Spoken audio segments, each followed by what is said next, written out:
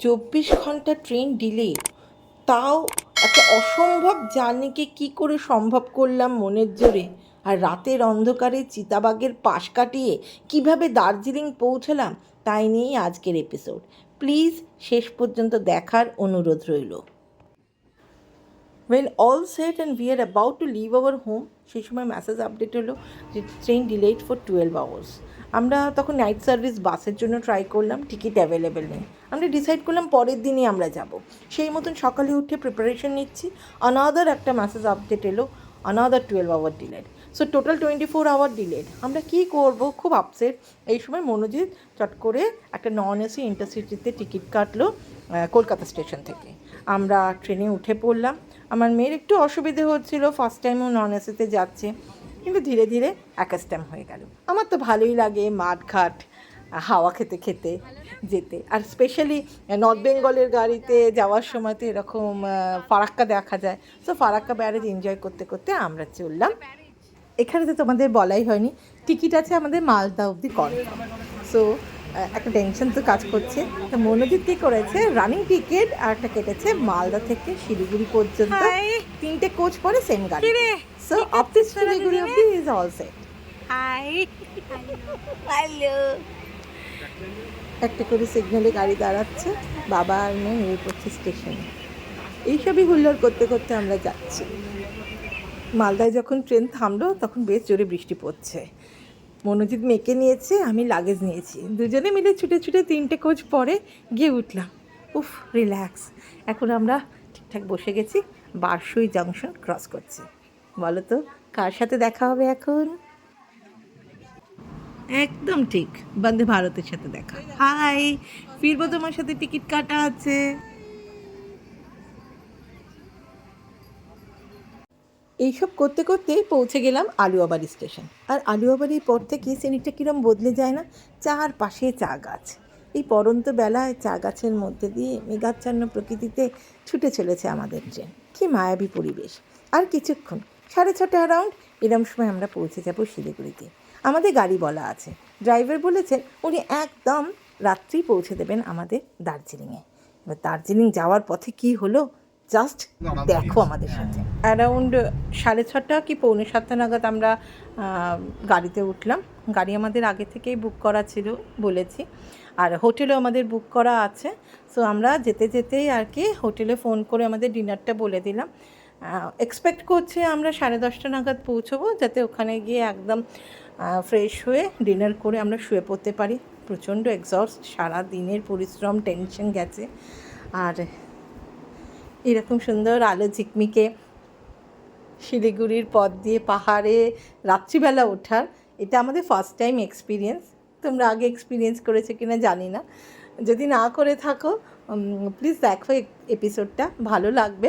অন্ধকারে পাহাড়ে ওঠার যে মজা এবং একটা থ্রিলিং ব্যাপার, সেটা হোপফুলি ফিল করতে পারবে।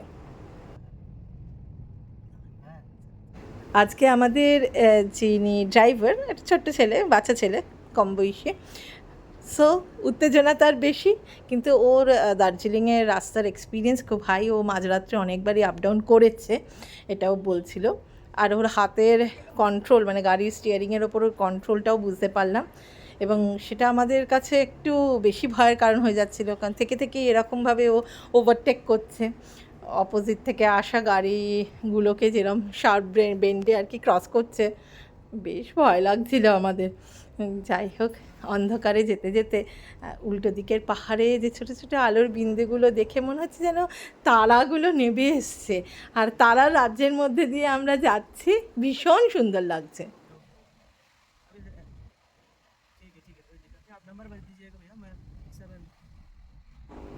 যেরম যেতে ভালো লাগছে সেরমও ভয় লাগছে।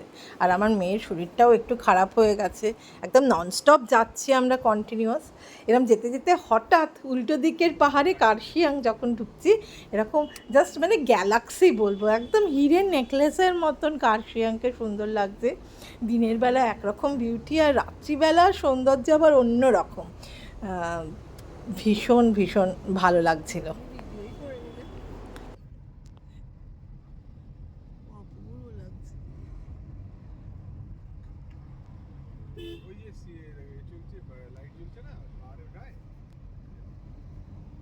অন্ধকার কার্শিয়াংকে বিদায় জানিয়ে আমরা চললাম দার্জিলিংয়ের দিকে। শুরু হয়ে গেছে ট্রেন লাইনের রাস্তা, টয় ট্রেনের ঝিকঝিক শব্দ আজ আর নেই। আজকে ঘুমন্ত ট্রেনের লাইনের পাশ থেকে আমরা এগিয়ে চলছি। আমার মতে সকালে এই দৃশ্য বেশি ভালো লাগে আমাদের কার্শিয়াং ক্রস করতে। সবুজ পাহাড় আর তার মাঝখান থেকে নীল রঙের যখন টয় ট্রেন ক্রস করে তার ঝিকঝিক শব্দ, আর স্কুল ড্রেস পরে বাচ্চাগুলো যখন সেই ছোটাছুটি করে, ব্যস্ত একটা কার্শিয়াং, সেটা আজকে ভীষণ ভীষণ মিস করছি।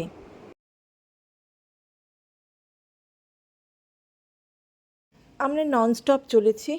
এইরকম যেতে যেতে আমার মেয়ের শরীরটা খুব খারাপ হতে শুরু করলো। অন্ধকার রাস্তার পাশে গাড়ি দাঁড় করিয়ে ও বমি করলো।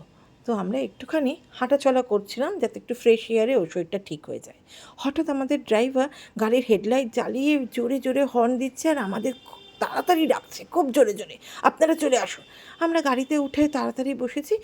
তখন বলছে রেল লাইনের ওপরে, ঠিক আমরা যেদিকে ছিলাম তার অপোজিটেই খানিকটা দূরে চিতা দাঁড়িয়ে আছে, এবং ও বলছে প্রায়শই নাকি রাত্রিবেলা এরকম চিতা দেখা যায়, ও অনেকবার এক্সপিরিয়েন্স করেছে।